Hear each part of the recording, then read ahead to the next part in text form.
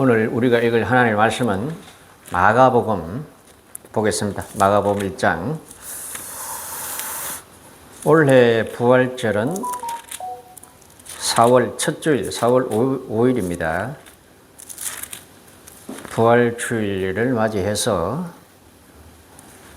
새롭게 마가복음을 통해서 예수님의 행적을 다시 한번 조명해 볼 수 있도록 하겠습니다. 마가복음 1장 1절에서 14절까지 11절까지 보도록 하겠습니다. 마가복음 1장 1절에서 11절까지 교독하도록 하겠습니다.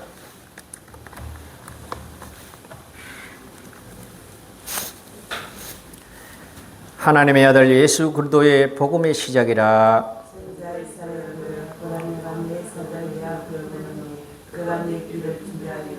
광야에 외치는 자의 소리가 있어 이르되 너희는 주의 길을 준비하라. 그의 오실 길을 곧게 하라. 비록된 것과 같이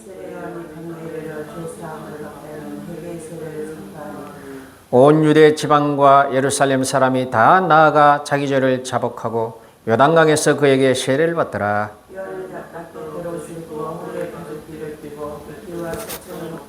그가 전파하여 이르되 나보다 능력 많으신 이가 내 뒤에 오시나니 나는 굽혀 그의 신발끈을 풀기도 감당하지 못하겠노라.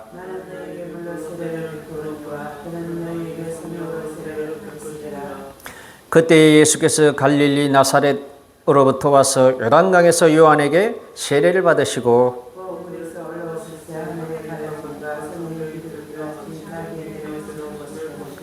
다 같이 하늘로부터 소리가 나기를 너는 내 사랑하는 아들이라 내가 너를 기뻐하노라 하시니라. 아멘. 먼저 오늘 말씀을 위해서 기도 한번 하도록 하겠습니다. 사랑이 많으시고 거룩하신 아버지, 감사와 찬양을 돌립니다. 오늘도 거룩한 주일을 맞이해서 온 세계 주님의 몸된 교회가 함께 예배 드리게 됨을 감사와 찬양을 드립니다. 또한 이 작은 교회 주님의 교회가 모여 주님께 예배드립니다. 우리 주님께서 모여온 성도들에게 예비하신 은혜를 허락하시고 주님께서 한량없는 영광을 받아 주시옵소서. 부족한 종의 허물과 죄를 주의 십자가로 가리워 주시고 성령께서 이 종을 사용하사 복음을 바르게 선포할 수 있도록 인도해 주시옵소서. 예수님 이름으로 기도하옵나이다. 아멘. 할렐루야. 먼저 서로 보고 한번 인사합시다. 할렐루야. 예수 오셨습니다. 한번 합시다. 시작. 예수 오셨습니다. 한 번 더 합시다. 자, 세 번째 오늘 아주 한 번 더 기분 내가지고 예수 부활하셨습니다. 예수 부활하셨습니다. 오늘 이 본문 말씀을 가지고 예수가 복음이다 라고 하는 제목으로 하나님의 말씀을 살펴보도록 하겠습니다. 복음이라고 하는 원래의 뜻은 복음, 유앙겔리온이라고 하는 복된 소식, 기쁜 소식, 굿 뉴스. 이 복음의 시작은 오늘 1절 말씀처럼 하나님의 아들 예수 그리스도의 복음의 시작이라. 복음의 시작은 다른 데 있지 않아요. 예수님이 곧 복음입니다. 예수 오셨음이 좋은 소식, 굿 뉴스예요. 그리고 예수 그리스도의 탄생과 성장, 특히 공식적인 활동의 시작, 예수님의 공생애를 시작하는 바로 그것이 복음의 시작이라는 말씀입니다. 그러므로 저와 여러분들이 좋은 소식, 굿뉴스를 매일같이 희망하고 기대하고 그렇게 살아가지만은 우리들에게 이미 복음의 소식은 이미 들려왔어요. 이미 나에게 도착해 있습니다. 이미 나의 귀에 들려졌어요. 그리고 지금도 나의 영혼 속에 메아리 치고 있습니다. 예수, 복음은 곧 예수, 예수가 곧 복음이다. 그러므로 사람이 무엇보다 우리는 그분을 알아가야 합니다. 예수 그리스도의 말과 행동으로 구성된 예수님의 삶을 알고 이해해야 합니다. 그러면 복음을 이해하고 믿음을 더 풍성하게 할 수가 있어요.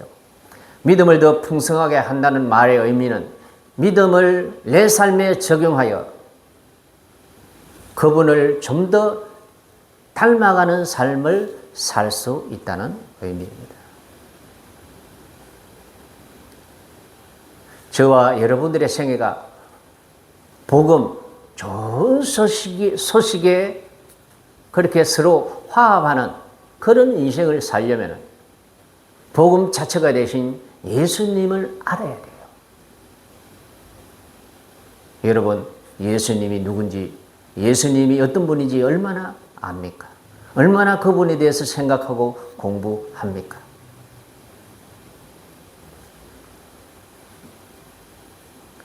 오늘 마가복음 이 1장을 통해서 예수님의 생애의 시작, 복음의 시작의 한 면을 볼 수가 있습니다. 그러면 예수님이 복음을 시작하면서, 공생애를 시작하면서, 복음이 시작되면서 가장 먼저 하신 세 가지가 있어요. 첫째로는 세례를 받았어요. 두 번째로는 40일 금식 기도를 했어요. 세 번째로는 제자를 선택했어요.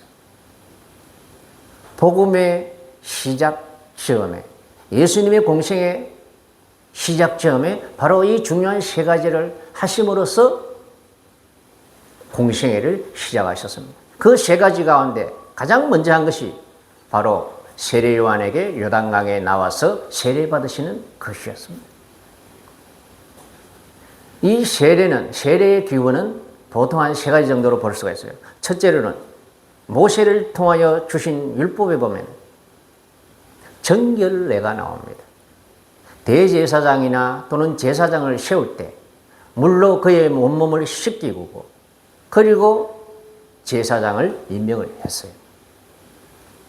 출애굽기 29장 4절에 너는 아론과 그의 아들들을 회막문으로 데려다가 물로 씻기고 라고 했어요. 그리고 또한 부정한 것에 접촉했을 때 옷을 빨고 물로 몸을 씻고 그리고 부정한 병에 걸렸다가 회복되었을 때 행하는 정결 예식이 바로 그것입니다. 레위기 14장 7절에서 8절 말씀에 나병에서 정결함을 받을 자에게 7번 뿌려 정결하다 하고 정결함을 받는 자는 그의 옷을 빨고 모든 털을 밀고 몸을 씻을 것이라. 그래야만 정결하리라. 그리고 세 번째로는 예수님 당시 외국인이 유대교로 개종할 당시 바로 그가 반드시 통과해야 할 그 과정이 바로 세례받는 것입니다. 할례와 세례받는 것. 하지만 예수님은 죄인도 아니었고 부정한 것도 가까이 하지도 않으셨고 그리고 이방인도 아니셨어요. 그럼에도 불구하고 예수님은 인간과 연대하기 위하여 인간인 요한에게 나와서 머리를 조아리고 세례를 받으셨어요. 죄인된 인간을 대표하여 대제사장 임명식과 같은 것입니다. 철저히 자신을 낮추시고 죄인된 사람의 모양으로 오셔서 사람인 세례자의 손 아래 자발적으로 자신의 머리를 조아리고 그리고 사람의 손에 의지하여 물에 잠겼다가 올라오시면 하나님 아들 되신 예수 그리스도의 겸손과 인간을 향한 사랑이 얼마나 큰지 엿볼 수가 있는 부분입니다. 사랑하는 성도 여러분, 복음 되신 예수님의 이 첫 번째 세례받는 이 장면에서 예수님의 진정한 면모를 볼 수가 있습니다. 예수가 누굽니까? 예수는 본래 하나님 보좌 우편에 성삼위일체 하나님의 제2위 성자 하나님으로서 하늘 보좌에 앉아 계셨습니다. 그런데 그 성자 하나님께서 자기 피조물이 죄인으로 살고 있는 이 땅에 오셔서 그 요단강 흙탕물에 그리고 인간 세례자의 손 아래 자기의 머리를 조아리고 그 손에 의지해서 흙탕물에 담김으로 말미암아 죄인된 인간들과 연대하는 그 의식을 행하셨어요. 이 부분에서 예수님의 큰 사랑과 겸손을 우리가 엿볼 수가 있는 것입니다. 사랑하는 우리 가족 성도 여러분, 저와 여러분들이 누군가 나보다 못한 사람에게, 노인에게, 외국인에게 또는 장애인에게, 헐벗고 굶주린 노숙자에게 나의 무릎을 꿇고 나의 머리를 낮추고 그와 악수를 하고 그와 손을 잡고 그와 눈을 맞추는 것이 쉬울까요? 쉽게 할 수 없는 것입니다. 그러나 예수님께서는 그보다 더 큰 갭이 있는 창조주 하나님과 죄인된 인간, 피조물인 인간의 그 큰 갭을 뛰어넘어서 바로 세례자, 인간의 손 아래 자기의 머리를 조아리고 그의 손에 의지해서 그 흐린 물속에 자기의 몸을 잠갔다가 그렇게 일어나셨어요. 이만큼 하나님은 우리를 향한 사랑이 컸다는 것입니다. 한마디로 예수님이 그 물에 잠기는 예수님의 심정은 늘 구원할 수만 있다면 나는 아무래도 좋아. 그런 심정이었다고 볼 수가 있겠습니다. 아일랜드 출신 영국 작가인 오스카 와일드라고 하는 작가가 있었습니다. 그 사람이 쓴 행복한 왕자라고 하는 그런 동화가 있습니다. 도시 높은 곳에 세워진 왕자의 동상은 온몸이 화려한 순금으로 덮여 있었고 눈은 사파이어, 칼자루에는 루비가 박힌 화려한 모습이었습니다. 모든 이가 그 화려함을 우러러보았습니다. 그러나 왕자의 눈에 비친 세상은 달랐습니다. 높은 곳에서 내려다보니 굶주린 아이들과 병든 어머니들이 보였습니다. 왕자는 제비들에게 명령하여 나의 루비를 빼내서 저 가난한 집으로 갖다 주렴. 내 눈에 사파이어는 빼서 저 배고픈 예술가들에게 전해다오. 결국 왕자는 온몸의 금박까지 다 벗겨내어 주었습니다. 화려했던 왕자는 이제 볼품없는 납덩이가 되었습니다. 이제 취해졌다며 사람들은 뜨거운 용광로에 그것을 던져버렸습니다. 하지만 용광로 속에서도 녹지 않는 것이 하나 있었으니 그것은 바로 가난한 이들을 사랑했던 왕자의 뜨거운 깨어진 심장이었다고 그렇게 합니다. 예수님은 하늘보좌의 화려함을 벗어버리고 요단강의 흙탕물을 뒤집어쓰고 낮아졌을 때 비로소 하늘은 갈라지고 성령님의 임재와 하늘아버지의 너는 내 사랑하는 아들이라고 인정을 받는 그런 음성을 들을 수가 있었습니다. 그러므로 우리가 이 복음의 시작점에 복음 대신 예수님이 통과하신 그 세례의 모습을 통하여서 우리가 받을 수 있는 교훈은 나를 구하기 위해 큰 형님이 오셨구나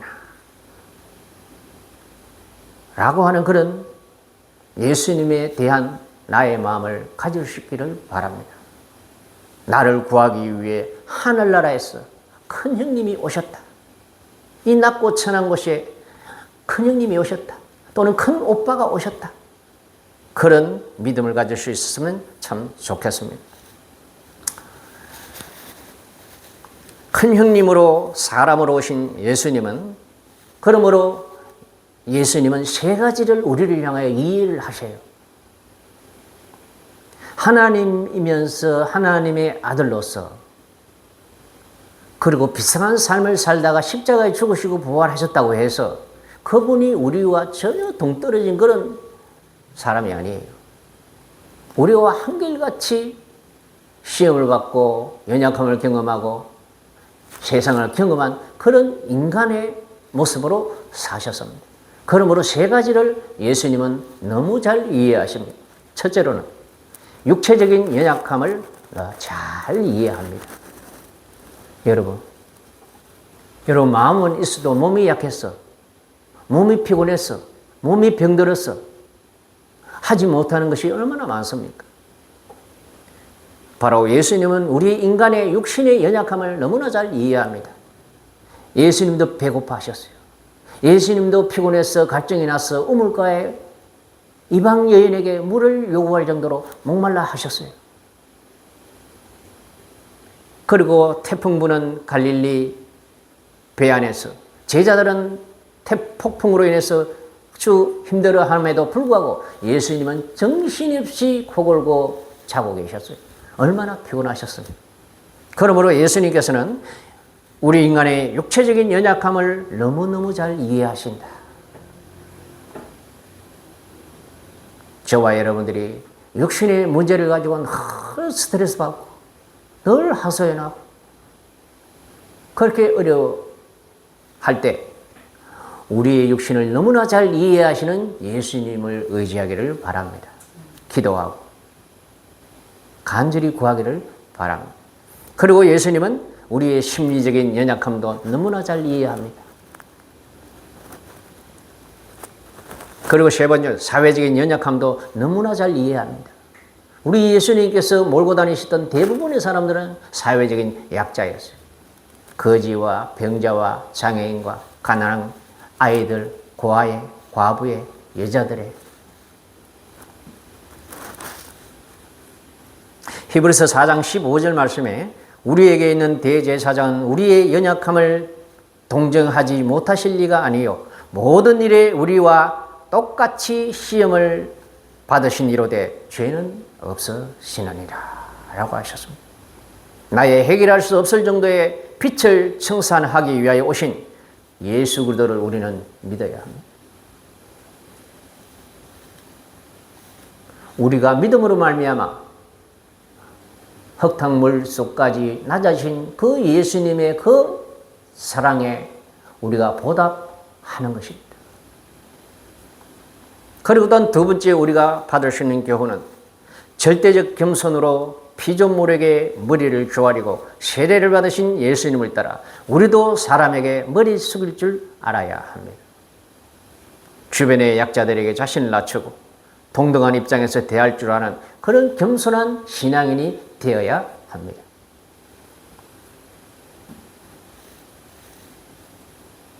겸손은 우리 신앙의 멸류관이에요. 겸손하지 않으면 하나님을 가까이 할 수가 없습니다. 겸손하지 않으면 신앙의 성장을 가질 수가 없어요.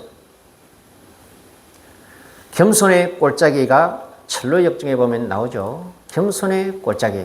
간단하게 한번 요약해서 읽어드리겠습니다. 주인공 그렇지 않이 반드시 지나가야 하는 겸손의 골짜기가 나옵니다. 많은 이들이 이 골짜기를 두려워합니다. 그 이름처럼 낮고 어둡고 때로는 괴물 아블루온과의 처절한 싸움이 있기 때문입니다. 하지만 그곳을 통과하는 이들의 많은 사람들의 고백은 뜻밖에도 전혀 다른 고백이에요. 그곳은 세상의 소음이 들리지 않는 아주 고요한 곳이며 무엇보다 길 잃은 자를 찾으시는 주님의 발자국을 가장 선명하게 만날 수 있는 그런 곳이라고 합니다. 그 골짜기에서 한 목동은 이렇게 노래합니다. 그 천류역정에 나오는 내용이에요. 낮은 곳에 앉은 자는 추락을 두려워할 필요가 없다네. 겸손한 마음을 가진 자에게는 교만이 틈탈 곳이 없다네. 하나님은 겸손한 자와 항상 함께 하기 때문이네.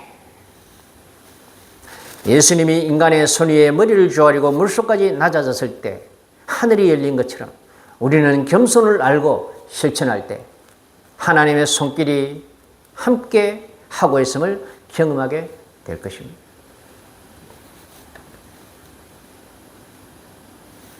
그리고 예수님께서 세례 요한에게 세례를 받으시고 물에서 올라오실 때 하늘이 갈라졌습니다. 하늘이 갈라지고 성령이 비둘기같이 예수님 머리 위로 내려오시고 그리고 하늘에서는 천둥 같은 음성으로 성부 하나님께서 이는 내 사랑하는 아들이요 나의 기뻐하는 자다 라는 하나님의 음성이 들렸습니다.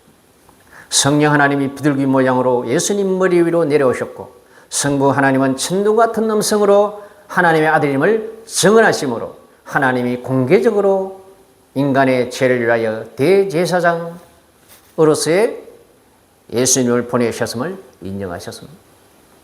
예수 그리스도가 인류를 구원하시려고 오심은 성삼위 하나님의 연합 작전입니다. 예수님만 여기 오신 게 아니라는 거예요. 아버지의 명령을 따라서 낮고 천한 이 땅까지 오신 예수님은 세례 요한을 통하여 세례를 받으시자 성령님께서 오셨고 따라서 성부 하나님께서 하늘에서 이는 내 사랑하는 아들이요 나의 기뻐하는 자다 라고 음성으로 함께 동참해 주셨습니다.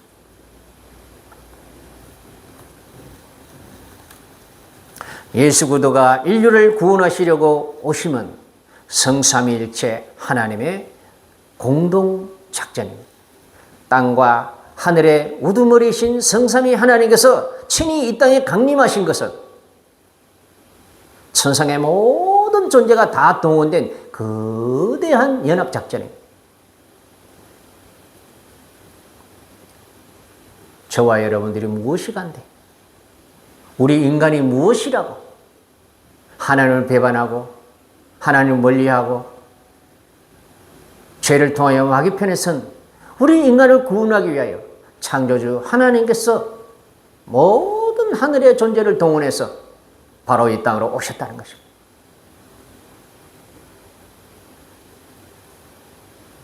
미국은 자국민이나 자국의 병사가 타지에서 고립되면 국가의 모든 역량을 동원하여 끝까지 추적하여 구출한다고 합니다. 사망한 경우에는 시신이라도 반드시 조국의 품으로 모셔온다고 합니다.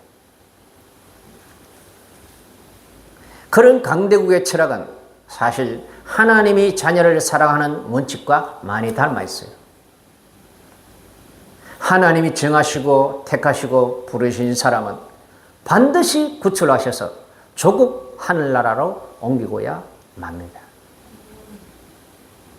저와 여러분들이 지금 어디에 있든지 간에 어떤 모양으로 살든지 간에 하나님 아버지께서는 자기 아들 예수를 십자가에 매달기까지 저와 여러분들을 추적하고 계십니다. 믿습니까 여러분? 로마서 8장 30절 말씀에 이르시기를 또 미리 정하신 그들을 또한 부르시고 부르신 그들을 또한 의롭다 하시고 의롭다 하신 그들을 또한 영화롭게 하셨느니라. 이미 저와 여러분들을 영화롭게 하실 것을 지금 여기 보면 과거사로 기록해 놓았어요. 영화롭게 하셨느니라. 사실 이 영화로운 상태는 장차 미래적인 사건이거든요.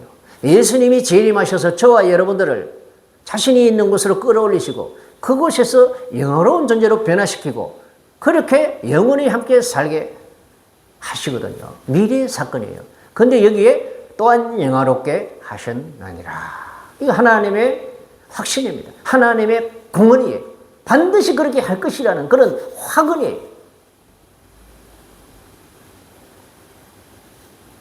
하늘나라의 성삼위일체 하나님뿐만 아니라 모든 천사가 동원된 이 연합작전이 실패할 경우는 거의 100% 없습니다. 이 땅의 강대국도 오랫동안 작전을 짜고 계획을 해서 실행을 하면 거의 이루어진다는 것을 요즘 우리가 목격하고 있지 않습니까? 응?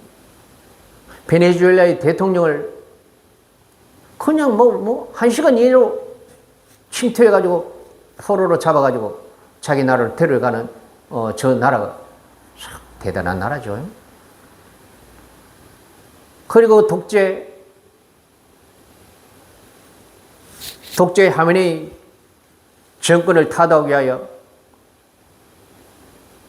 폭격을 했는데 단 10분 만에 그 나라의 지도자 38명이 폭살을 했어요. 사람 죽는 것은 안타까운 일이지만 그 나라의 전략과 그 힘은 어마어마하다라는 그런 느낌을 많이 받았습니다.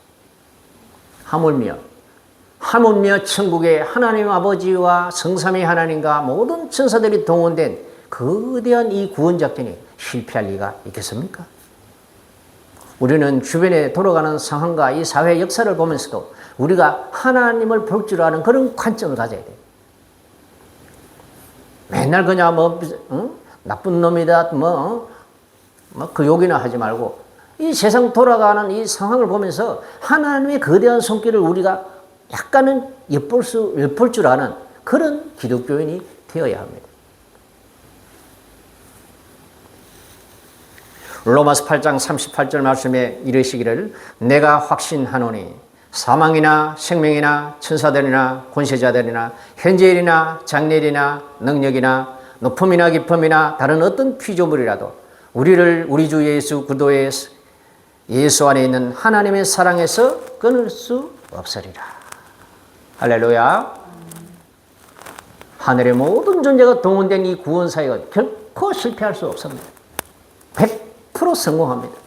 다만 때가 있고 과정이 있고 절차가 있기 때문에 나는 아닌 것 같은데 그런 생각이 듭니까?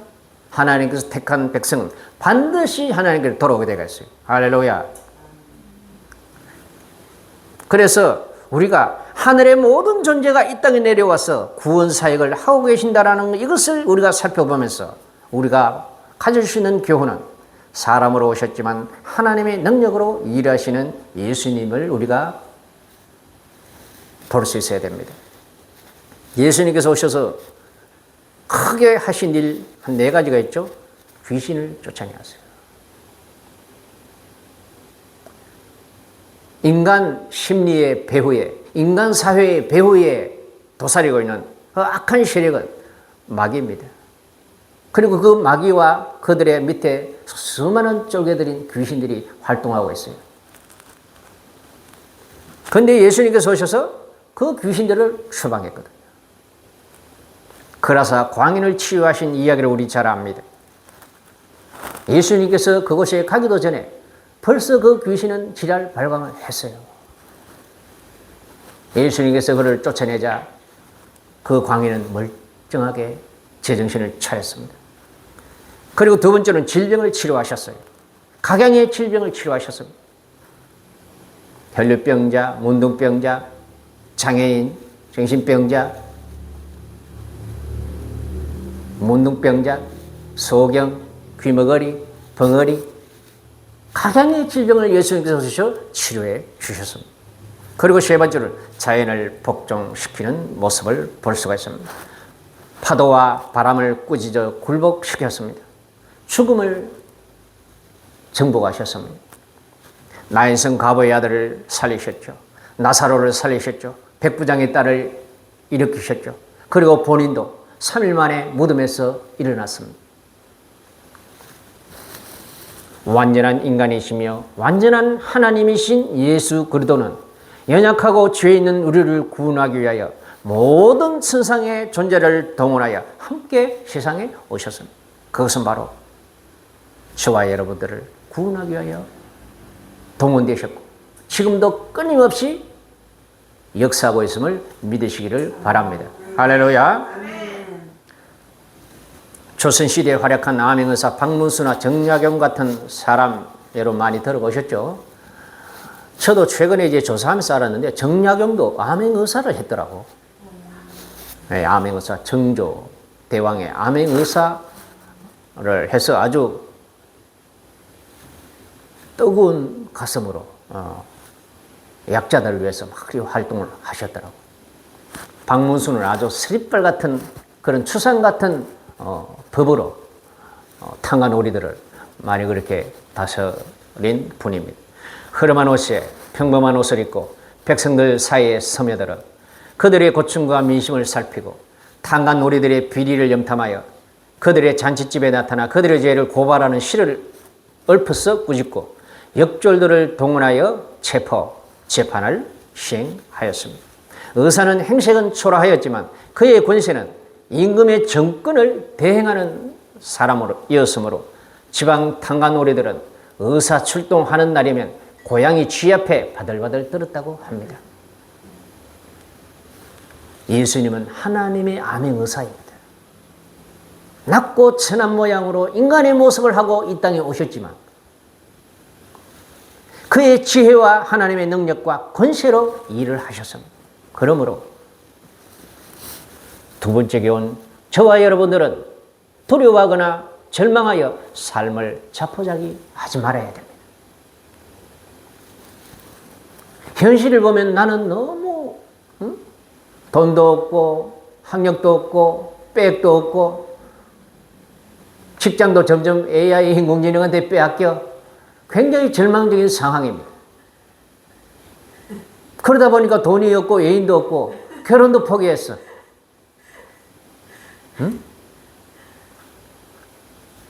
그러나 저와 여러분은 두려워하거나 절망하여 삶을 자포자기하면 절대로 안 됩니다. 복음 그 자체가 되시는 예수는 우리와 같은 사람으로 오셨기에 우리를 너무 잘 이해합니다. 현민아, 예지야, 현지야, 내가 널 아노라. 그 한마디면 되는 거 아닙니까? 응?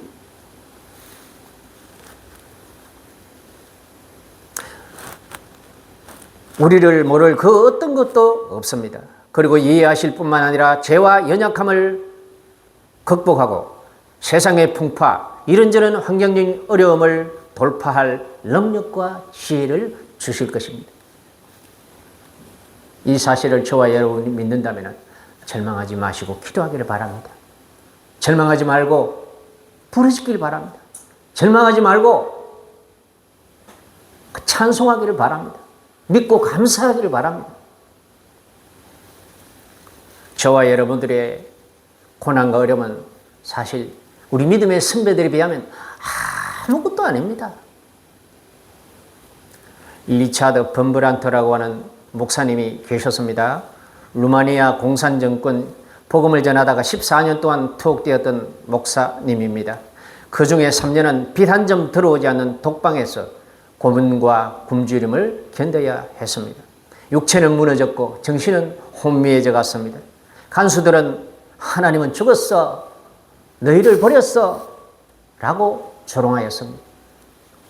범브란트 목사님은 아무도 없는 독방에서 그 조롱과 굶주림과 핍박을 견디기 위해서 혼자 춤추며 하나님을 찬양했습니다. 그는 보이지 않는 하나님과 대화하며 그곳을 예배당으로 만들었습니다. 훗날 석방된 그는 몸에 남은 수많은 흉터를 세상에 보이며 고통은 지나가지만 하나님을 사랑하는 결과는 영원히 남는 법입니다 라고 증언했다고 합니다. 내가 이 설교 준비를 끝내고 범브란트의 고문 구체적으로 어떤 것들이 있는지 한 번 더 검색을 해보았더니 기가 막힌 고문이 참 많았더라고요.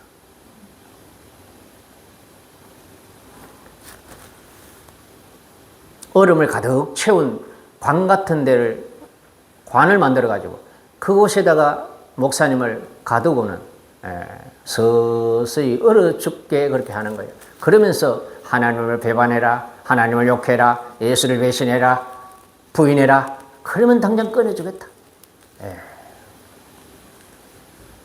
그런데 목사님이 말씀하시기를 가장 어려웠던 것은 정신적인 쇠뇌였다고 합니다.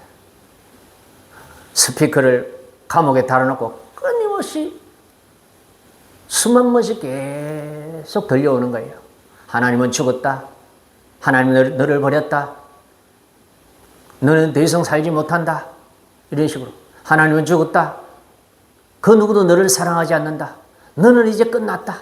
이 하나님에 대한 하나님에 대한 생각을 바꿀 수 있도록 같은 말을 수만 번씩 계속 24시간 들려주는 거예요. 잠도 안 자고. 그것이 가장 힘들었다고 합니다. 그래서 목사님이 그것과 싸우기 위해서 사랑의 신학을 그것에서 만들었대요. 그것이 대적에서 하나님 나라를 사랑하신다. 예수님 날 위해 죽으셨다. 예수님 나를 위해 부활하셨다. 영원히 하나님 나를 사랑한다. 하나님 나를 구원하실 것이다. 하나님 나를 너무 사랑한다. 예. 끊임없이 하나님의 사랑을 그 스피커 소리에 대적해서 계속해서 되뇌었다고 합니다. 그것이 가장 큰 어려움이고 마음이 흔들렸던 그런 위기였다고 하셨습니다. 우리도 주어진 매일매일을 감사하며 성실하게 살아야 합니다. 복음은 예수이며 복음은 예수의 말과 예수님의 삶입니다. 예수님을 믿는 것은 복음을 믿는 것이며 복음을 믿는 것은 복음으로 사는 것입니다. 가만히 두세요. 복음으로 사는 것은 예수님의 가르침과 삶을 따라 살려고 매일 몸부림치는 것입니다. 사랑하는 성도 여러분, 이제 4월 5일은 부활주일입니다. 우리가 그때 성찬을 하고 그렇게 할 것입니다만 그때까지 우리가 예수님의 복음 되신 예수님에 대해서 계속해서 이어서 그렇게 살펴보려고 합니다. 오늘 말씀을 요약해 보겠습니다. 예수님은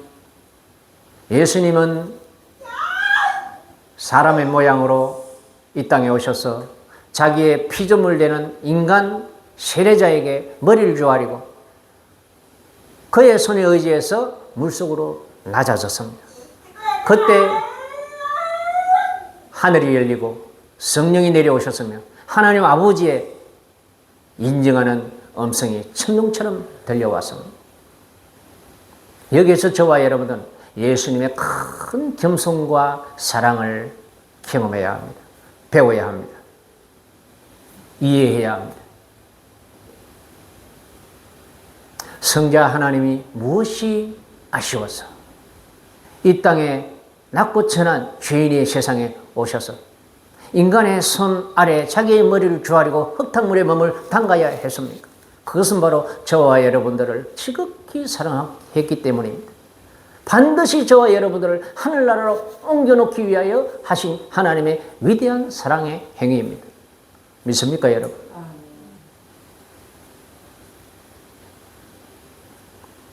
그리고 예수님께서 이 땅에 오실 때 성삼위 하나님과 모든 하늘의 존재들이 다 동원된 연합작전입니다.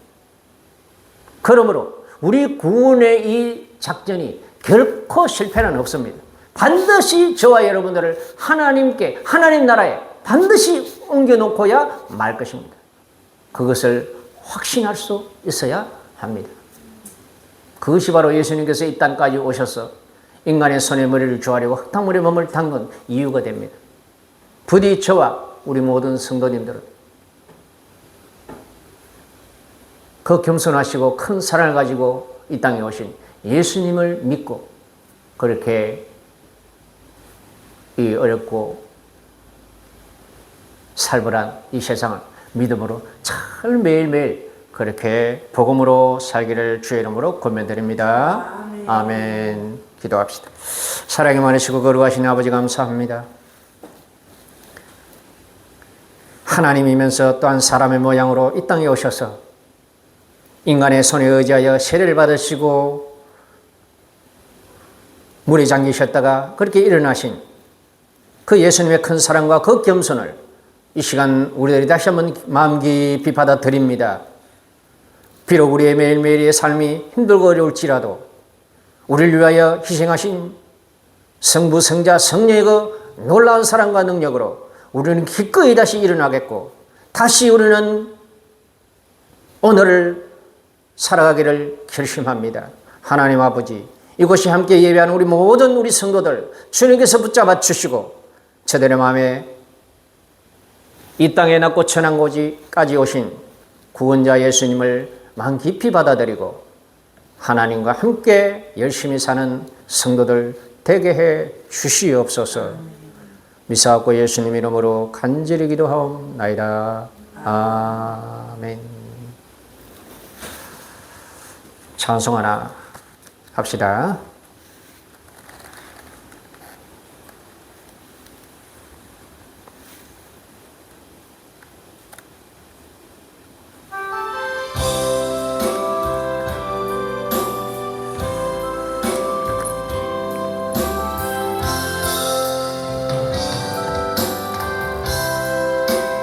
내가 누려왔던 모든 것들이, 내가 지나왔던 모든 시간이, 내가 걸어왔던 모든 순간이 당연한 것 아니라 은혜였소. 아침에 해가 뜨고 저녁에 노을, 겨우단기와 가을의 열매, 변하는 계절의 모든 순간이 당연한 것 아니라 은혜였소. 모든 것이 은혜, 은혜, 은혜, 한없는 은혜. 내 삶에 당연한 것 하나도 없었던 것을 모든 것이 은혜였소. 내가 이 땅에 태어나 사는 것, 어린아이 시절과 지금까지 숨을 쉬며 살며 꿈을 꾸는 삶, 당연한 것 아니라 은혜였소. 내가 하나님의 자녀로 살며 오늘 찬양하고 예배하는 삶, 복음을 전할 수 있는 축복이 당연한 것 아니라 은혜였소. 모든 것이 은혜, 은혜, 은혜, 한없는 은혜. 내 삶에 당연한 것 하나도 없었던 것을 모든 것이 은혜였소.